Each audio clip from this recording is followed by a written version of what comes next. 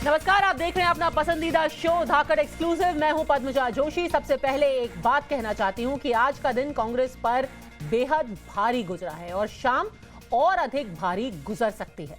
पंजाब के पूर्व मुख्यमंत्री अमरिंदर सिंह और गृह मंत्री अमित शाह के बीच की बैठक अभी बस कुछ ही मिनटों पहले खत्म हुई है। ठीक 6 बजे अमरिंदर सिंह अमित शाह से मिलने उनके घर पहुंचे और यह मुलाकात करीबन 50 मिनट तक चली। शाह और कैप्टन की मुलाकात के कई मायने निकाले जा रहे हैं और कई सवाल भी उठाए जा रहे हैं। सवाल यह है कि क्या कैप्टन अमरिंदर सिंह बीजेपी में या तो शामिल हो सकते हैं या उनकी किसी तरीके की साठगांठ हो सकती है, और क्या बीजेपी कैप्टन को कोई बड़ी जिम्मेदारी दे सकती है? क्या पंजाब में बीजेपी का चेहरा कैप्टन बनेंगे और क्या कांग्रेस की उपेक्षा से कैप्टन खफा है? इन सभी सवालों का जवाब जल्द ही मिल सकता है।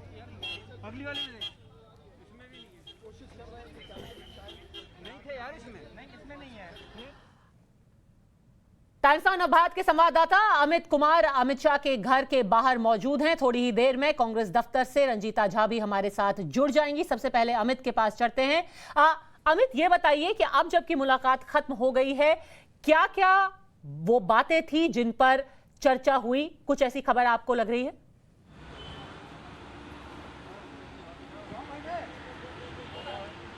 देखिए, मुझे लगता है सबसे बड़ी बात की बहुत ही महत्वपूर्ण जिसका इंतजार था कि कब अमित शाह के साथ कैप्टन की मुलाकात होगी, वो लगभग 1 घंटे की मीटिंग अब खत्म हो चुकी है। लेकिन बातचीत क्या हुई, ये सबसे बड़ा सवाल है कि आखिर किन मसलों पर चर्चा हुई। हालांकि जो कैप्टन के नज़दीकी हैं वो ये कह रहे हैं कि वो किसान के मसले पर बात करने गए थे। जो किसान आंदोलन है, किसान की नाराज़गी है, उसको सरकार कैसे दूर करे। लेकिन जो मेरे सूत्र बता रहे हैं कि वहाँ पर तमाम जो वहाँ पे पॉलिटिकल हालात हैं उसको लेकर चर्चा हुई, क्योंकि कैप्टन और अमित शाह के बीच में इक्वेशन बहुत ही शानदार है। भले ही दोनों कांग्रेस और बीजेपी के नेता हों, लेकिन दोनों के बीच रिश्ते बहुत ही अच्छे हैं। बहुत ही जब भी ज़रूरत पड़ा, और पिछले साल भर से जिस तरह से दोनों नेताओं के बीच में लगातार बातचीत हुई है, उससे दोनों नेता वो ज़्यादा नज़दीक हैं। जो मुझे सूत्र बता रहे हैं कि जो कैप्टन है उसके साथ जब वो वहाँ पर मुख्यमंत्री का से इस्तीफा दे दिए थे, तो उसके बाद भी अमित शाह की एक बार बात हुई थी और अमित शाह ने अपनी जो एक तरह की संवेदना उनके साथ की थी, कि शेयर किया था कि आपको जिस तरह से पद छोड़ना पड़ा। और जो जानकारी मिल रही है कि वहाँ पर भविष्य में क्या होगा, क्योंकि अमित शाह से मुलाकात से पहले कैप्टन ने इस्तीफे के बाद सबसे पहले यही कहा था कि उनका जो नेक्स्ट जो पॉलिटिकल मूव होगा वो अपने लोगों से बातचीत के बाद होगा। तो उसमें अमित शाह से आज जो बात हुई है उसमें ये भी चर्चाएं हैं कि क्या वो बीजेपी में शामिल होंगे या क्या वो अकेले अलग से कांग्रेस होकर लड़ेंगे। तो इन तमाम पॉलिटिकल बातों पर मुझे लगता है चर्चा हुई है। करीब 1 घंटे के बीच सिर्फ किसान पर चर्चा नहीं हो सकती है। साफ तौर पर जो पंजाब में चुनाव होना है उसको लेकर वो जो तमाम उनकी भूमिका होगी उस पर चर्चा हुई है। हालांकि खुलासा इसके बाद में होगा, लेकिन मुझे लगता है कि बहुत महत्वपूर्ण बैठक हुई है। बिल्कुल अमित, क्योंकि हम हर एंगल से इस खबर को देख रहे हैं।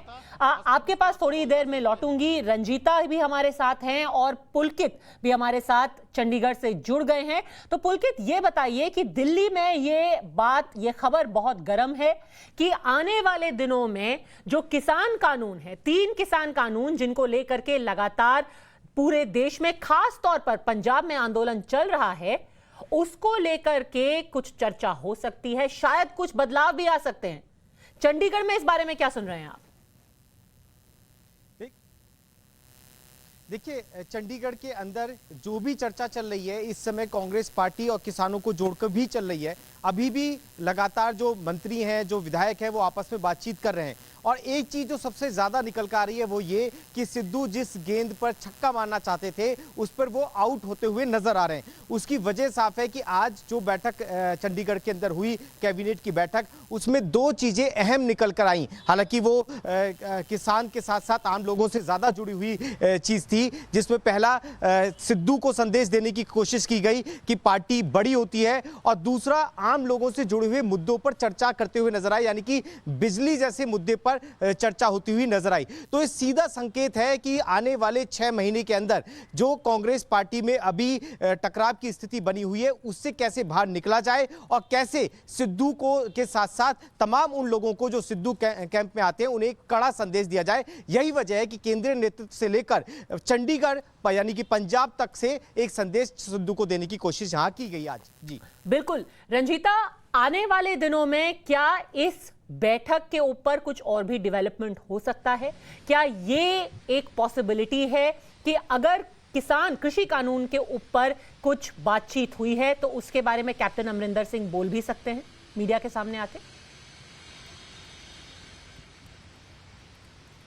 बिल्कुल, देखिए इस मुलाकात का जो सीधा मतलब निकलता है और जो लगातार हम इस पर चर्चा भी कर रहे हैं कि क्या कैप्टन अमरिंदर सिंह बीजेपी में शामिल होंगे, क्या 2022 में बीजेपी के मुख्यमंत्री का चेहरा कैप्टन अमरिंदर सिंह होंगे। ये अगर संभव होगा तो ये तभी संभव होगा जब बीजेपी 3 कृषि कानून जिसका विरोध अब तक कैप्टन करते रहे हैं मुख्यमंत्री के तौर पर, उन्होंने हमेशा किसानों के साथ रहने की बात कही, और आज अगर वो बीजेपी में जाते हैं, इस तरह की स्ट्रेटेजी बनती है, क्योंकि 50 मिनट की इस मुलाकात में निचोड़ यही निकल कर आता है, तो ऐसे में दोनों ही नेताओं की तरफ से एक आपसी बातचीत जरूर हुई होगी, एक बीच का रास्ता जरूर निकालने की कोशिश की होगी कि किस तरह से कैप्टन अपने लोगों को और पंजाब के लोगों को ये समझा सके कि वो बीजेपी गए तो क्यों गए, और अगर गए तो उससे ये फायदा हुआ कि 3 कृषि कानून उसमें जो मांगे थे किसानों की, उसको कैप्टन ने मनवा दी है। ये एक तीर से 2 निशाना होगा। किसान कानून, जो कृषि कानून है जिसके विरोध में 1 साल से किसान जो है वो आंदोलन कर रहा है, उसको भी एक तरह से खत्म किया जाएगा, जिसकी कोशिश लगातार सरकार की तरफ से की गई है, कितनी बार वार्ता इस पर हुई है। और दूसरा कि कांग्रेस का सबसे बड़ा नुकसान बीजेपी के लिए सबसे बड़ा फायदा बन जाएगा। तो ये बिल्कुल संभावना हो सकती है कि बीजेपी में शामिल हो, लेकिन शर्त जरूर होगा। शामिल होने के लिए शर्तें जरूर रखी जाएंगी। कौन पार्टी कितना शर्त मानती है, बीजेपी कितना शर्त मानती है, और कैप्टन उस शर्त को कितना मानते हैं, ये भी। और दूसरी बात एक और मैं कहना चाहूंगी कि जो हमारे सूत्र है वो ये बता रहे हैं कि कैप्टन की मुलाकात जो खत्म हुई है, इसके बाद ट्विटर पर या फिर कैप्टन जिस तरह से हमेशा एक पारदर्शिता के साथ चीजों को रखने की बात करते हैं, वो अलग बात है कि इस बार जब वो दिल्ली आए तो उनका जो बयान था वो थोड़ा उलट हो गया। उन्होंने कहा था कि कोई पॉलिटिकल मीटिंग नहीं होगी, यहाँ सिर्फ जगह और सामान जो है वो निकालने आया है कपूरथला हाउस से, लेकिन पॉलिटिकल मुलाकात भी हुई और चर्चाएं भी खूब हुई। इस पर स्टेटमेंट जारी हो सकता है कैप्टन अमरिंदर सिंह की तरफ से। रंजीता, अभी भी कैप्टन ये बोल दे कि मैं सिर्फ एक व्यक्तिगत कानून पर बात हुई, शिष्टाचार मुलाकात के लिए गया था। क्या पता, राजनीति में कुछ भी हो सकता है।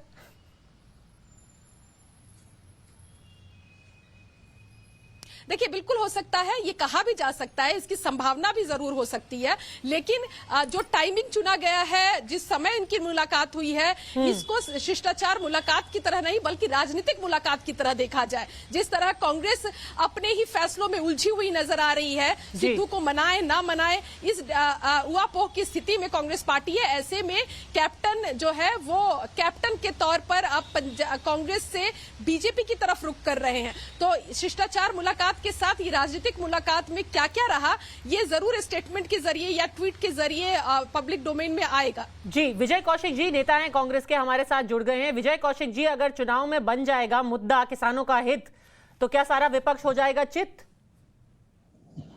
देखिए, मैं आपको एक बड़ी सीधी सी बात कहना चाहता हूं, हमारे लिए जनता से बढ़कर कुछ नहीं है। हम तो ये कहते हैं, अगर किसानों के हित में ये कृषि कानून रद्द कर देती है केंद्र सरकार, तो हम इसका स्वागत करेंगे। किसानों के हित हमारे लिए सबसे ज्यादा सर्वोपरि हैं। बाकी भाजपा जो स्तरहीन राजनीति पर उतर आई है, जिसे पूरा देश देख रहा है, इसका जवाब तो जनता चुनाव में दे देगी।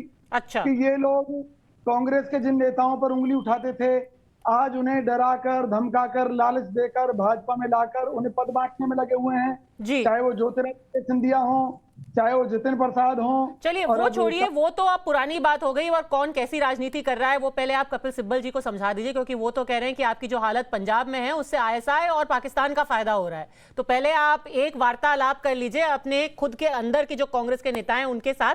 पर जहां तक कि कैप्टन के अगले कदम की बात है, अमित, आपके भाजपा के सूत्र क्या बता रहे हैं? क्या ऐसी पॉसिबिलिटी देखी जा रही है कि कैप्टन को बाहर से समर्थन देगी बीजेपी, या उनको सिर्फ एक मॉरल सपोर्ट देगी, या बीजेपी का हिस्सा भी बन सकते हैं कैप्टन अमरिंदर सिंह?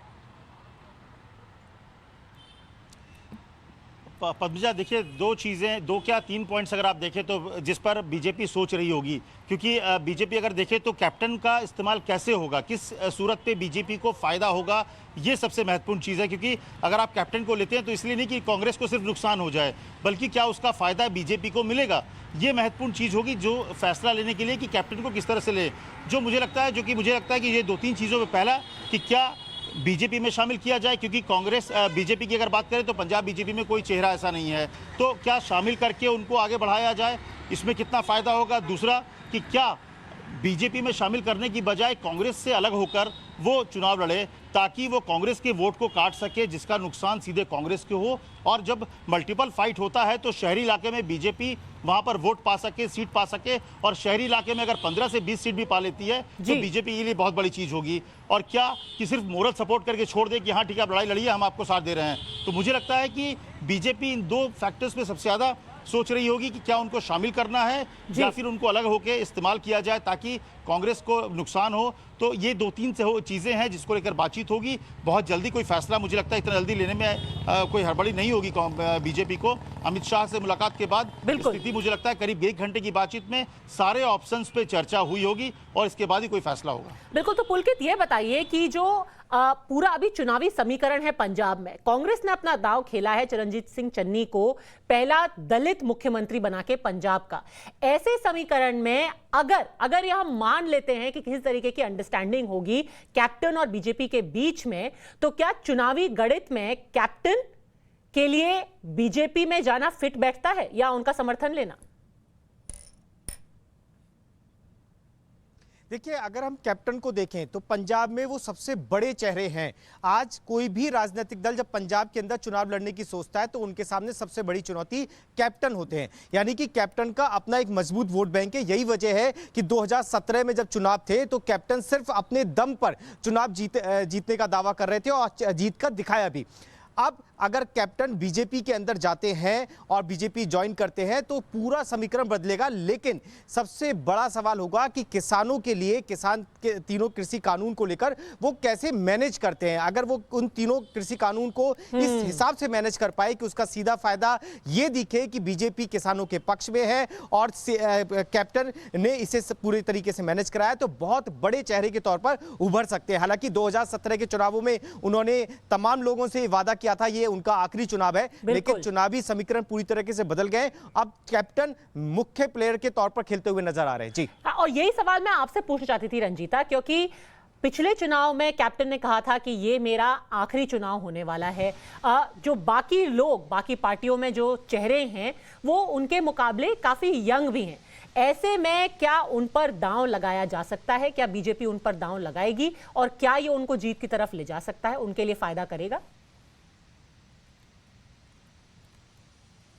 पतंजलि देखिए, उम्र भले ही कैप्टन की ज्यादा हो, लेकिन जिस तरह की हम कह सकते हैं कि फुर्ती या ताजगी अब उनके एक्टिविटी में आया है, खासकर हम कह सकते हैं कि जब आप लड़ाई के लिए जब उतरते हैं तो उम्र पीछे छूट जाती है। सिद्धू ने कुछ इसी तरह से 5 साल और कम उम्र कर दी है कैप्टन की, जिस तरह से वो फ्रंट पे आकर खेल रहे हैं। और जिस दिन उन्होंने इस्तीफा दिया, उन्होंने साफ तौर पर कहा कि मैं नवजोत सिंह सिद्धू को हराने के लिए किसी भी तरह के कॉम्प्रोमाइज के लिए तैयार हुई। उसी दिन उन्होंने अपने सारे फ्रंट खोल दिए थे कि जो ऑप्शन उनके लिए बेहतर होगा उस ऑप्शन की तरफ वो जाएंगे। साथ ही जो आज की मुलाकात है उसमें एक चीज और अहम देखनी पड़ेगी कि कैप्टन सिर्फ अकेले बीजेपी में जाएंगे या बीजेपी से अलग कोई पार्टी बनाएंगे जिसको बीजेपी समर्थन करेगी, क्योंकि कैप्टन का जो वोट बैंक है, जट सिख है, वो जट सिख का अपना एक वोट बैंक है और वो वोट बैंक कांग्रेस और अकाली दोनों में बंटता है।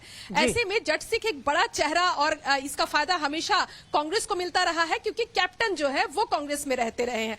अब जो कैप्टन के लॉयलिस्ट है, इतने वक्त तक वो मुख्यमंत्री रहे, एक बड़ा चेहरा कांग्रेस के रहे, तो वो लॉयलिस्ट क्या करते हैं? क्या वो कैप्टन के साथ जाने के लिए तैयार होंगे? क्योंकि जिस तरह से आपको याद होगा कि अभी जो मंत्रिमंडल रिशफल हुआ है उसमें 5 मंत्रियों को ड्रॉप कर दिया गया इस बिना पर कि वो कैप्टन के करीबी थे। तो नाराज काफी लोग हैं। अगर नवजोत सिंह सिद्धू को मनाने की कोशिश होगी तो और भी नेता नाराज होंगे। क्या वो नेता भी छोड़ेंगे पार्टी? और अगर छोड़ते हैं तो क्या बीजेपी से अलग और कांग्रेस कांग्रेस से अलग एक तीसरे फ्रंट की जो हम बात कर रहे हैं लगातार कि हो सकता है कैप्टन एक अपनी अलग पार्टी बनाए। और एक और बात कहते हुए मैं झिझकूंगी नहीं, क्योंकि आज एक कांग्रेस के बड़े नेता ये कह रहे थे जब सवाल उनसे किया गया कि कैप्टन को लेकर आपको क्या लगता है, क्या वो बीजेपी में जाएंगे या अपनी दूसरी पार्टी बनाएंगे, वो कैप्टन के करीबी भी माने जाते हैं। उनका पहला जवाब यही था कि वो अपनी एक अलग पार्टी बनाएंगे। तो ये एक इक्वेशन अंदर चल भी रहा था। ये अमित शाह से मुलाकात से पहले एक नेता का ये बयान आया था।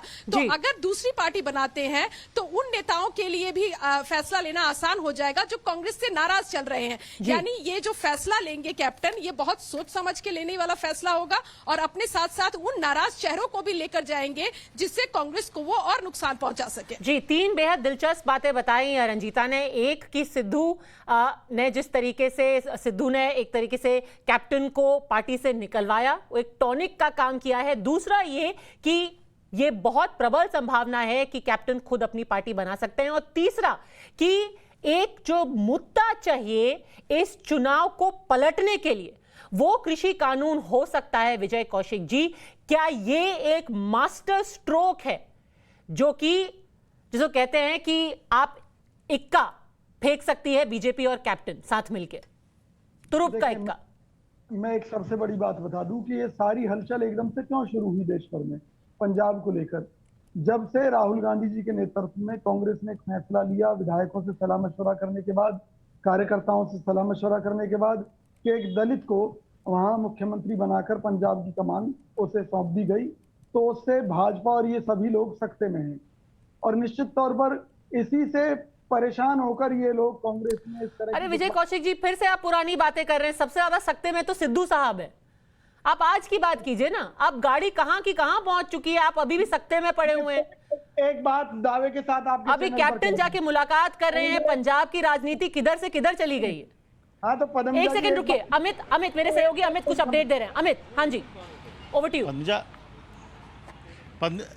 पंजा मैं आप जो आपने एक सवाल जो पूछा था अभी रंजीता से, मैं उसी में थोड़ा सा ऐड ऑन करना चाह रहा था कि जो पंजाब की लड़ाई जो है, कैप्टन और सिद्धू की लड़ाई जो है ना, मुझे लगता है वो हैसियत की लड़ाई हो गई है। थोड़ी देर पहले भी यही मैं बात कर रहा था कि अब जो सिद्धू है, सिद्धू के सामने वो जो हैसियत में थे कैप्टन, क्योंकि कैप्टन से बड़ा कोई था नहीं और कैप्टन ने कभी कल्पना भी नहीं की होगी कि उन्हें इस तरह से एग्जिट करना पड़ेगा। तो मुझे लगता है जो 5 साल कम उम्र की बात जो रंजीता ने की थी, क्योंकि अब वक्त आ गया है कि कैप्टन कांग्रेस को, सिद्धू को ये दिखाना चाहते हैं कि उनकी हैसियत क्या है, वो कितने बड़े नेता हैं और वो कांग्रेस को, और न सिर्फ कांग्रेस बल्कि सिद्धू को, जो कि अपने को सबसे बड़ा नेता मान रहे हैं, उनको कितना नुकसान पहुंचा सकते हैं। तो मुझे लगता है एक एजेंडे पर काम करेंगे कैप्टन कि कैसे कांग्रेस और सिद्धू को नुकसान पहुंचे, और यही एजेंडा के तहत वो अमित शाह से भी मुलाकात की है उन्होंने। जी, तो पंजाब का असली सरदार कौन है, अब इस बात की लड़ाई हो गई है, वर्चस्व की और हैसियत की लड़ाई, इज्जत की लड़ाई एक तरीके से, जैसे अमित बता रहे हैं। जी विजय कौशिक जी, अपनी बात पूरी कीजिए।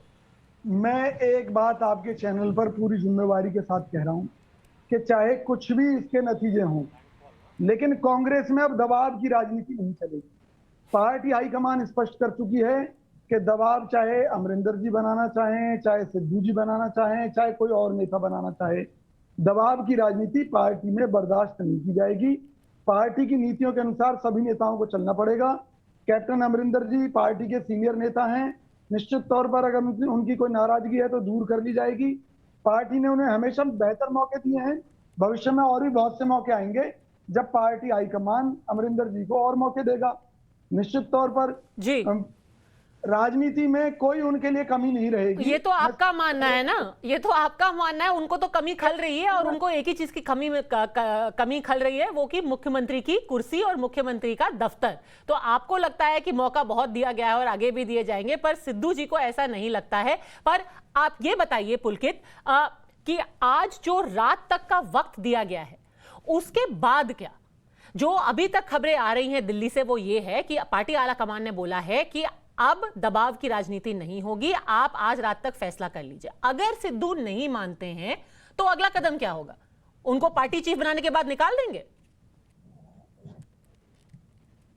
आपने मेरे से सवाल किया है? नहीं जी, मैं पुलकित जी से पूछ रही हूं।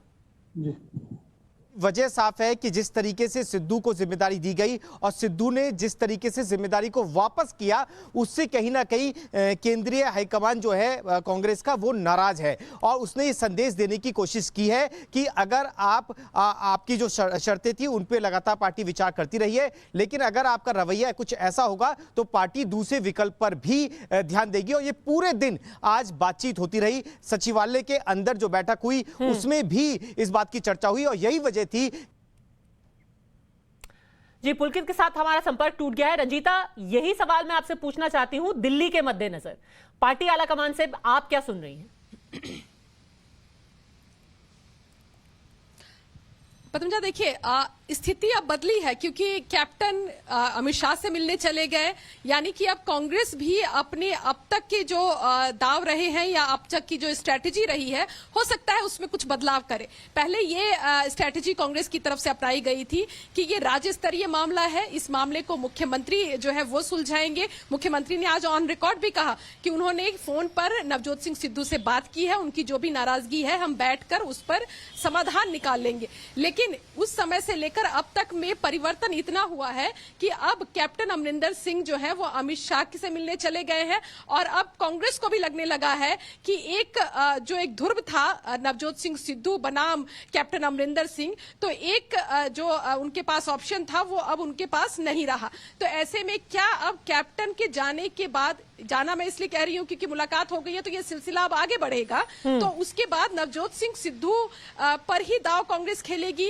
क्या कांग्रेस अब टोन डाउन होने की कोशिश करेगी, कांग्रेस आलाकमान? क्योंकि आज इस वजह से भी फैसला नहीं हो पा रहा, इसलिए भी फैसला नहीं हो पाया क्योंकि राहुल गांधी आज वायनाड में थे, प्रियंका गांधी आज उत्तर प्रदेश में थी और केसी वेणुगोपाल भी राहुल गांधी के साथ वायनाड दौरे पर थे, इसलिए दिल्ली में कोई ज्यादा हलचल नहीं है। लेकिन कल की जो बैठकें होंगी वो दिल्ली के लिए क्रूशियल होंगी, दिल्ली में अहम बैठकें हो सकती हैं क्योंकि हरीश रावत जो है वो दिल्ली में है और लगातार वो पंजाब और वायनाड के बीच में संपर्क करवाने का काम कर रहे हैं। जी, एक मिनट हमारे साथ बने रहिए क्योंकि राजनीतिक विश्लेषक शहजाद पूनावाला भी हमारे साथ जुड़ गए हैं, पर उससे पहले अमित आपसे पूछना चाहती हूं, आज तो पहली बड़ी मुलाकात हुई है, आने वाले दिनों में क्या कुछ और भी मुलाकातें हो सकती हैं इस दौर में?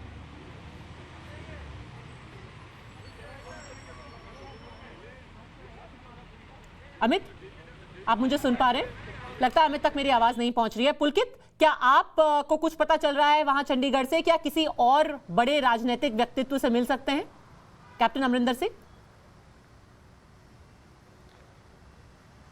देखिए, कैप्टन शुरू से ही ये संकेत देने की कोशिश कर रहे थे कि वो सिर्फ अपने कुछ दोस्तों के साथ मिलने जा रहे हैं और निजी ये मीटिंग होगी, लेकिन आज की तस्वीर ने खैर उनकी इस बात को बताया कि वो आखिर किस दोस्त से मिलने के लिए दिल्ली पहुंचे थे। अभी तक कैप्टन खेमे के कोई भी व्यक्ति ये साफ नहीं कर रहे हैं कि अमित शाह के बाद क्या उनकी जेपी नड्डा से भी मुलाकात होनी है या बीजेपी के किसी और नेता या फिर कांग्रेस के किसी और नेता से मुलाकात होनी है या नहीं। अभी तक किसी ने भी इस बात का जिक्र नहीं किया और कैप्टन कब तक दिल्ली में ये भी साफ नहीं किया गया। जी अमित, आपको आपके सूत्र क्या बता रहे हैं?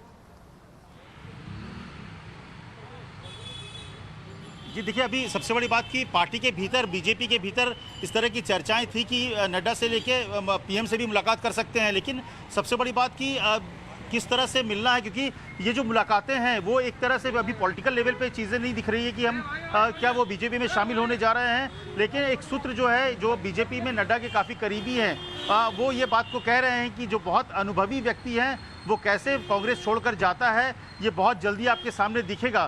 तो इससे अंदाज़ा लगा सकते हैं कि कुछ तो खिचड़ी पक रही है।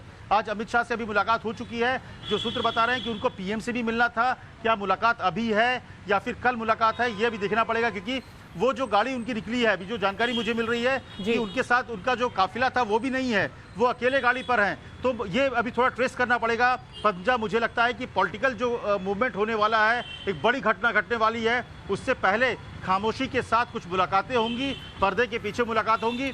हो सकता है कि जेपी नड्डा से ही मिले, इस बात की चर्चा है, लेकिन फिलहाल अभी जेपी नड्डा के यहाँ से कहा जा रहा है कि अभी मुलाकात नहीं है।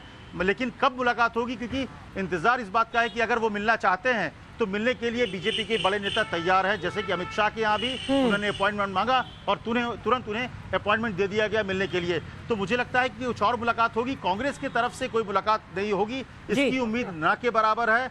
मुझे लगता है कि कांग्रेस पार्टी भी अपने तरफ से कोई प्रयास कर रही है कैप्टन को रोकने के लिए। ग्रुप 23 के जो लोग थे या जो बुजुर्ग लोग हैं या सीनियर कांग्रेस के लोग हैं वो तो जरूर कोशिश कर रहे हैं कि उनकी लड़ाई में कैप्टन भी शामिल हो, लेकिन कांग्रेस के भीतर से कैप्टन को रोकने की कोशिश मुझे नहीं दिख रही है कि कोई बड़े स्तर पर हो रहा है फिलहाल। क्योंकि कुछ कांग्रेस के नेता तो ये कह रहे हैं कि अब ये ब्लैकमेल की पॉलिटिक्स नहीं चलेगी, आप हमें आर्म ट्विस्ट नहीं कर सकते हैं, तो जिसको जाना है वो जाएंगे। और विजय कौशिक जो यहाँ पर मौजूद है, शहजाद पूनावाला, उनका कहना है कि ये सारी मुलाकातें इसलिए हो रही हैं क्योंकि बीजेपी, कैप्टन अमरिंदर सिंह सब सत्ते में आ गए हैं कांग्रेस के मास्टर स्ट्रोक से।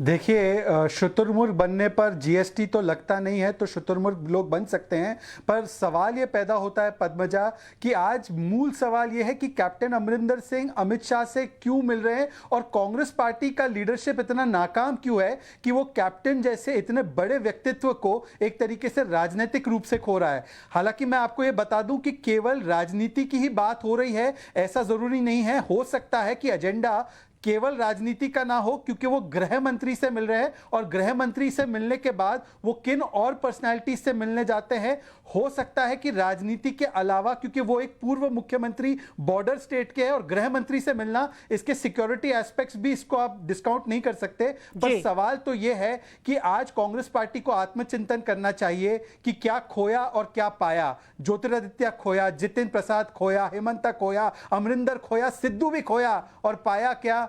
जिग्नेश मेवाणी और कन्हैया कुमार। जी बिल्कुल, पर उनको युवा शक्ति से खुश हैं वो, क्यों?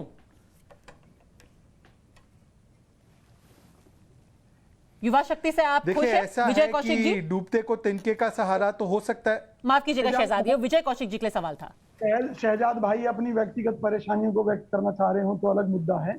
चलिए, आप व्यक्तिगत टिप्पणी से दूर रहिए, उन्होंने आपके बारे में कुछ नहीं कहा, मुद्दे की बात कीजिए। विजय कौशिक जी बोलिए। देखिए, मैंने कभी ये नहीं कहा कि अमरिंदर जी सकते में हैं, मैंने कहा भाजपा सकते में आ गई कि एक दलित। तो भाजपा अगर सकते में है तो अमरिंदर साहब क्यों मुलाकात कर रहे हैं अमित शाह से? सुनिए मेरी बात, कांग्रेस के ऐसे पहले भी कई समय आ चुके हैं जब बहुत से लोग पार्टी छोड़कर चले गए।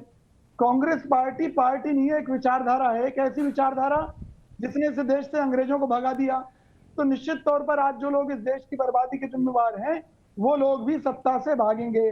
कांग्रेस फिर सत्ता में आएगी। चेहरे आते रहते हैं, जाते रहते हैं, कांग्रेस में वही टिकेगा जिसके अंदर देश के लिए संघर्ष करने का मादा है। राहुल गांधी का एक सीधा सा नारा है कि जिनमें दम है इस मोदी सरकार की भ्रष्ट नीतियों से लड़ने का, बिगड़ के संघर्ष करने का, उनका पार्टी में स्वागत है। और जो लोग मोदी से डरते हैं, उनकी सीबीआई ईडी से डरते हैं, वो जा सकते हैं, या जो आरएसएस के एजेंट पार्टी में घुसाए हैं वो जा सकते हैं। आपने बड़ी अच्छी बात कही, पर आपको याद होगा कि जब ईडी की पूछताछ से आपके मित्र, हाल फिलहाल में बने मित्र टीएमसी के अभिषेक बैनर्जी बाहर निकले थे, तो उन्होंने कांग्रेस के बारे में यही कहा था कि ईडी से डर करके कांग्रेस छुप के बैठ जाती है, मैं सड़कों पर निकल करके लड़ूंगा। पर एक सवाल आपसे पूछना चाहती हूं रंजीता, क्योंकि एक जरूरी मुद्दा यहां पर उठाया गया है। हाल फिलहाल में कैप्टन अमरिंदर सिंह ने ये जो बॉर्डर स्टेट होने की बात कही थी और ये इंस्टेबिलिटी की बात कही थी कि कैसे पाकिस्तान को इससे फायदा हो सकता है, आज फिर वो बात कपिल सिब्बल ने कही। क्या उसके मद्देनजर हम आज की मीटिंग को देख सकते हैं कि वो जाकर के देश के गृह मंत्री से मिले?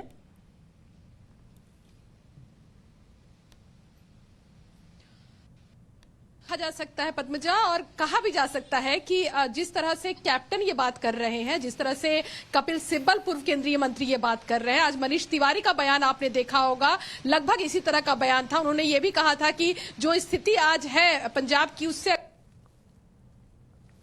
है वो इसी लाइन पर चल रहे हैं कि पंजाब के जो सेंसिटिविटी है उसको समझने की जरूरत है।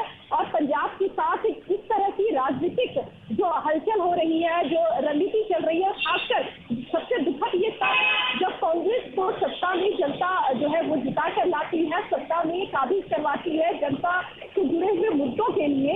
लेकिन होता क्या है कि कांग्रेस आपसी विवाद में और मुख्यमंत्री मैं बनूंगा, मुख्यमंत्री कौन बनेगा, इस लड़ाई में रह जाएगी। तो सवाल कांग्रेस पार्टी पर उठेगा और सवाल उठाने वाले बीजेपी और दूसरे नेताओं से ज्यादा तो कांग्रेस के खुद के नेता है। और उनका ये कहना है कि इस बात को समझे कि पंजाब के साथ किस तरह का व्यवहार होना चाहिए, कितना सेंसिटिव है। आपको याद होगा कि जब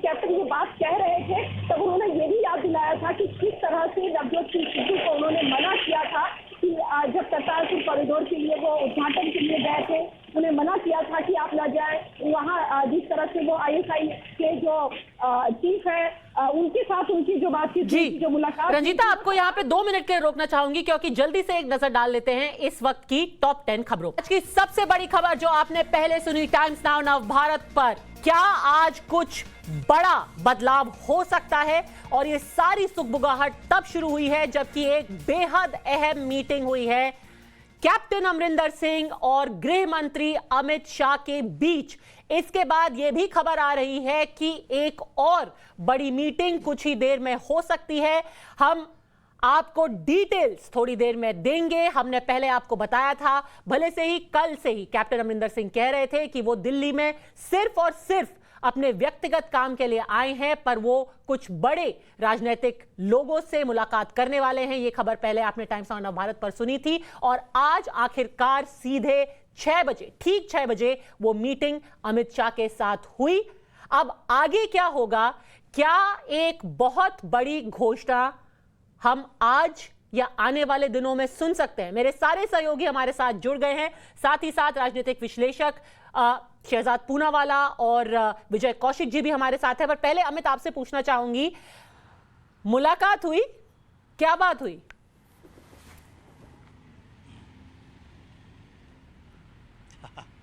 पंजा, बहुत ज़बरदस्त सवाल है और ऐसा सवाल है जिसका जवाब भी बहुत ज़बरदस्त होगा अगर अंदर की बातें पता चल जाए। लेकिन जो जानकारी मुझे मिली है कि तमाम मसलों पर बात हुई।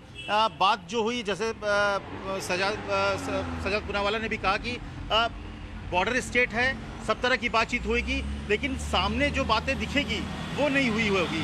देखिए, ये ऐसे मोड़ पर खड़े हैं कैप्टन जहाँ से वो आगे बढ़ना है, उनको पीछे लौटने का स्कोप उनके पास नहीं है। तो अब आगे किस तरफ जाना है वो तय करना है। और ये मुलाकात एक्स सीएम के तौर पर भले वो मिले हों, लेकिन यहाँ से रास्ता पॉलिटिकल खुलता है। तो मुझे लगता है कि ये जो मुलाकातों का दौर जो शुरू हुआ है, ये अपने ग्रुप जो 23 जो लोग थे उनसे भी मुलाकात होगी, सबसे मिलेंगे। लेकिन बीजेपी के बड़े नेता से मिलने का मतलब साफ है कि ये ऑप्शन तलाशा जा रहा है कि भविष्य में अगर एक ऑप्शन बीजेपी, जो कि सबसे पहला ऑप्शन के तौर पर देखा गया, तो क्या वहाँ पर संभावनाएं क्या है? मुझे लगता है बात ही बातों में अमित शाह और उनके बीच जिस तरह का इक्वेशन है, इस तरह की भविष्य की बातें हुई होगी।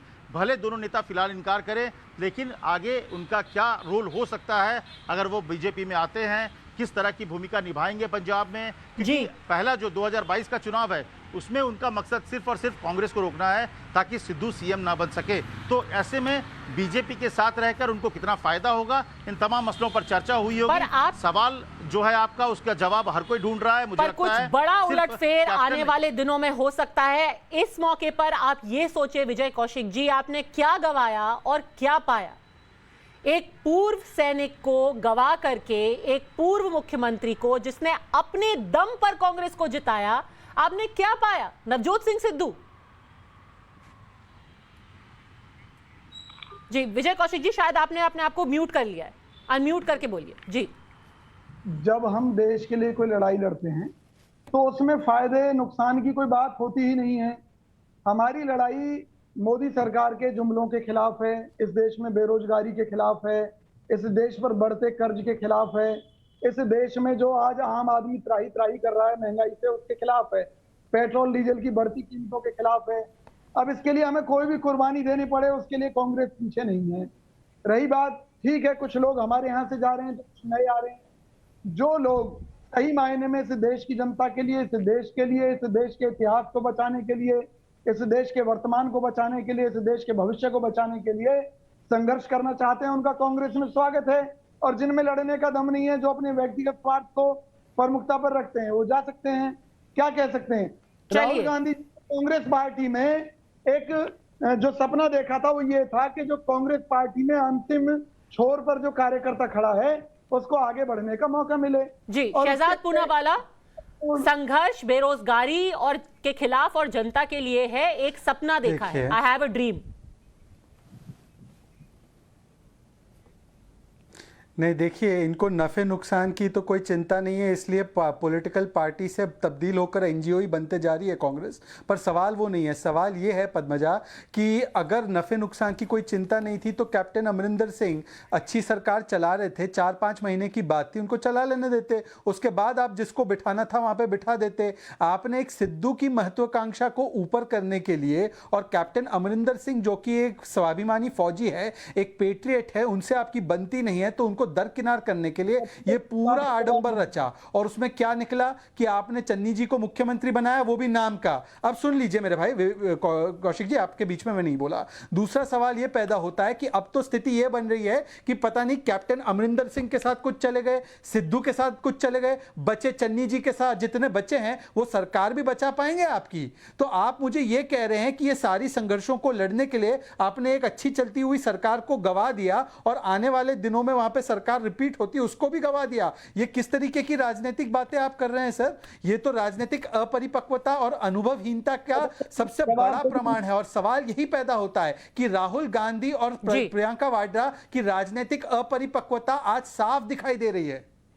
बिल्कुल, आप संघर्ष करते रहिए, पर यह संघर्ष कहीं कांग्रेस के लिए अस्तित्व का संघर्ष ना बन जाए, बस यही उम्मीद है। विजय कौशिक जी, शहजाद पूनावाला और मेरे सारे सहयोगियों को अभी के लिए धन्यवाद। ये एक बड़ी राजनीतिक खबर है और लगातार हम इस पर नजर बनाए रखेंगे। एक बार फिर से आपको बता रहे हैं कि कुछ और जरूरी मुलाकातें आने वाले घंटों में होने वाली हैं और एक बड़ा फेरबदल हो सकता है पंजाब और देश की राजनीति में। दूसरी बड़ी खबर जो हमने यहां पहले टाइम्स नाउ नवभारत पर ब्रेक की थी, याद होगा आपको, कल हमने आपको दिखाया था कि कैसे जम्मू कश्मीर में भारतीय सेना ने 19 साल के एक आतंकवादी को सरेंडर कराया था। कल हमने आपको भारतीय सेना के हवाले से पूरे ऑपरेशन की हर बात बताई थी। आज हम आपको खुद उस 19 साल के पाकिस्तानी आतंकवादी अली बाबर से मिला रहे हैं। आप अपने टीवी स्क्रीन पर जो तस्वीर देख रहे हैं वो है 19 साल का आतंकवादी अली बाबर पात्रा। आज हम आपको उसी की जुबानी सुनाएंगे कि कैसे उसको कुछ पैसों का लालच दे करके भारत लाया गया, उसको ट्रेनिंग करवाई गई पाकिस्तान ऑक्युपाइड कश्मीर में और फिर उसको ब्रेन वॉश करा गया। यह बताया गया कि यहां मुसलमानों के साथ जुल्म हो रहा है और सीमा पार भेजा गया।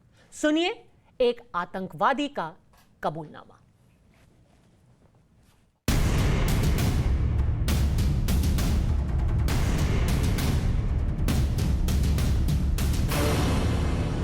अली बाबर पात्रा 18 साल का वो लड़का जो अपने परिवार की गरीबी, मां की बीमारी से मजबूर था। ऐसे 18 साल के मजबूर लड़के को इमरान खान के पाकिस्तान में आतंकी बना दिया जाता है। कुछ दिनों की ट्रेनिंग देकर उसे भारतीय फौज के आगे मरने के लिए छोड़ दिया जाता है। अली बाबर की कुछ ऐसी ही कहानी है।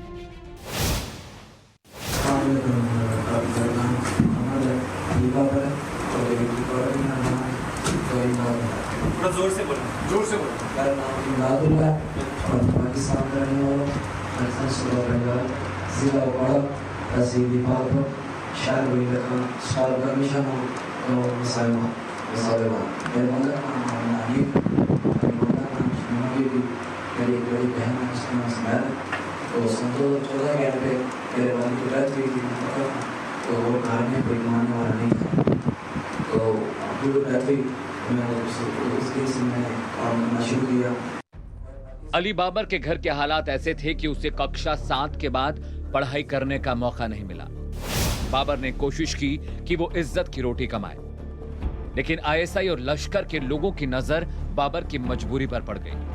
अली बाबर ने कपड़ों की फैक्ट्री में काम करने से लेकर आईएसआई, पाकिस्तानी आर्मी और लश्कर तैयबा के चंगुल में फंसने तक की पूरी कहानी सुनाई है।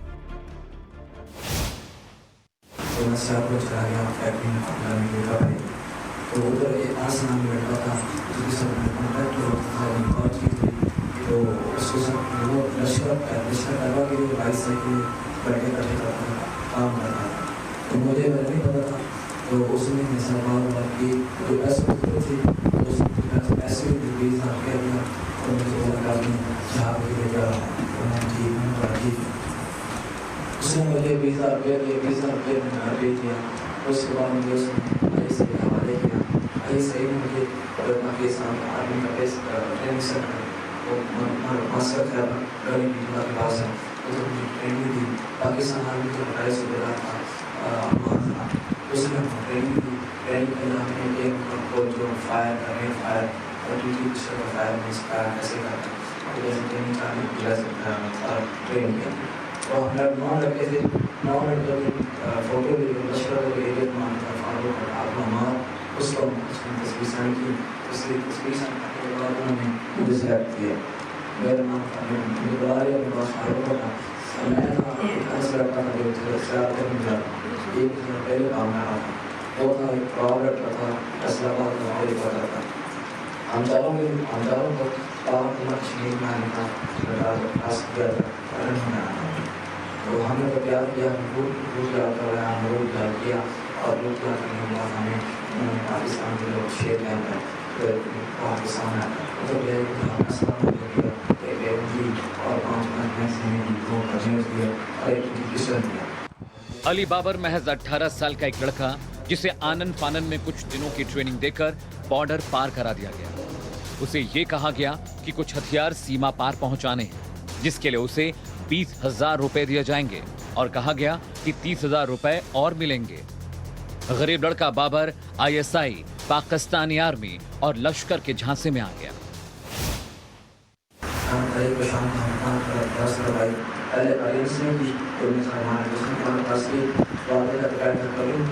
उसके बाद मैंने पास की जब मैंने पास करके मैं भी कभी तो बैठे तो हमारी से पास करनी थी इधर सारे दोस्त हिंदुस्तान पार्टी से आमना सामना हुआ और पाकिस्तानी जो पाकिस्तानी जो हमारी कभी पार्टी बैठी थी उन्होंने हिंदुस्तानी आर्मी का फायर बोला तो फायर हुआ तो मैं डर गया तो मैं हिंदुस्तान खाई नहीं चलाना थी तो मैं बैठेगा जो मेरे साथ ऑडियंस मारा गया उसने भी इन हिंदुस्तानी आर्मी को फायर बोला फायर किया तो जो हमारे दूसरे साथी तो छोड़ने आए थे तो इतना तो ऊपर के 2 रहते थे अंदर आना था वो भी पीछे 4 लोग पीछे आने भागे और हम 2 अंदर घर के अंदर पार कर गए थे तो बाद में हमने फैसला किया कि हम वापस आगे नहीं जाना फायर हो गया।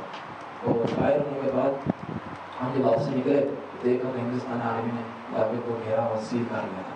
सील करने के बाद उन्होंने ऐलान किया जो खड़ा था उन्होंने ऐलान किया क्लब करा के अपने आप को हमारे बारे में दो कुछ लड़ाई में एक जो मेरे साथ अनस भाई था वो पुराना बंदा था उसने फायर कर मारा गया हिंदुस्तानी आर्मी के जवान को फायर किया फायर मारा उसने फिर द्वारी कार्रवाई में हिंदुस्तानी आर्मी फायर बोला उसमें 7 लोग आदमी था उसको तो मार गिराया और मैंने जब देखी उसकी डेड बॉडी तो मेरे से प्रकाशन हुआ मैंने उसके सरेंडर करने का ऐलान कर दिया। मैंने जब ऐलान किया हिंदुस्तानी आर्मी सरेंडर किया सरेंडर करने के बाद मुझे ऐसा टॉर्चर मारा पीटा नहीं भाई की तरह मेरे की तरह रखा सरेंडर किया मुझे सिर्फ समझ दिया उस वक्त मुझे अपनी कैदी नहीं बना सकता इंसानियत को ऐसा मुझे अपनी तो मैं कोशिश कर रहा मैंने कुछ मारा पीटा नहीं मुझे जैसे कैदी ना पाना लेकिन मैंने गलती की मैंने एहसास मैंने को की है। अली बाबर को एहसास हो चुका है कि उसने ISI, पाकिस्तान आर्मी और लश्कर के बहकावे में आकर गलत काम कर दिया। भारतीय सेना से घिर जाने के बाद डर से ही सही उसने सही फैसला लिया और सरेंडर कर दिया, वरना उसका भी वही हाल होता जो उसके दूसरे साथियों का हुआ है। Bureau report, times now, Navbharat. बड़ी खबर आ रही है दिल्ली से, जहां कपिल सिब्बल, कांग्रेस नेता कपिल सिब्बल के घर के बाहर प्रदर्शन कर रही है। और कौन कर रहे हैं प्रदर्शन? कांग्रेस नेता कपिल सिब्बल के घर के बाहर कांग्रेस के कार्यकर्ता ही प्रदर्शन कर रहे हैं और उनकी नाराजगी की वजह है वो प्रेस कॉन्फ्रेंस जो आज दिन में 4 बजे कपिल सिब्बल ने की थी। आपको याद होगा कि वो उस समूह का हिस्सा हैं जिसको G23 कहा जाता है। वो 23 लोग जिन्होंने पहले अपनी आवाज उठाई थी कांग्रेस आलाकमान के खिलाफ, और आज भी G23 ने कहा कि जो पंजाब में हो रहा है वो एक लीडरशिप क्राइसिस की वजह से है, क्योंकि वहां पर पता नहीं चल रहा कि कौन पार्टी का अध्यक्ष है, कौन पार्टी को संभाल रहा है। और कपिल सिब्बल के इस बयान के बाद अब कांग्रेस के ही कार्यकर्ता उनके घर के बाहर गुलाब का फूल और गेट वेल सून का पोस्टर लेकर के पहुंच गए हैं। तो जो आंतरिक कला अभी तक आप पंजाब में देख रहे थे, अब वो दिल्ली में भी है। कोई भी अगर पार्टी के अंदर से कांग्रेस के खिलाफ आवाज उठा रहा है, उसको गेट वेल सून की हिदायत दी जा रही है। तो क्या होगा आने वाले दिनों में, ना सिर्फ कांग्रेस में बल्कि पंजाब और देश की राजनीति पर? सारी खबरें यही धाकड़ एक्सक्लूसिव और टाइम्स नाउ नवभारत पर आपको पहले सुनने को मिलेंगी। आज के लिए बहरहाल बस इतना ही। वक्त एक ब्रेक।